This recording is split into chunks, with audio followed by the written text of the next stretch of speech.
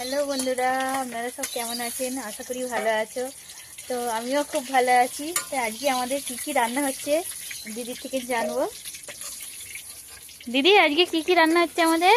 আজকে প্রথম রান্না হচ্ছে লাউ দিয়ে ডাল, শিম ভাজা, ডিম আলুর তরকারি, আর হবে আলু দিয়ে পেঁয়াজ দিয়ে গেঁড়ি ভাজা হবে।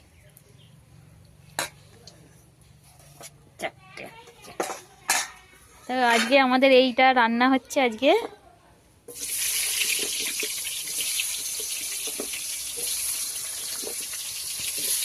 এইখানে শিম ভাজা, ডাল, এই যে ডাল, লাউ দিয়ে ডাল হয়েছে, ডিম আর ডিম দিয়ে তরকারি হবে, আর যে গেঁড়ি। আর এখানে গেঁড়ি আছে, গেঁড়ি দিয়ে আলু ভাজা হবে।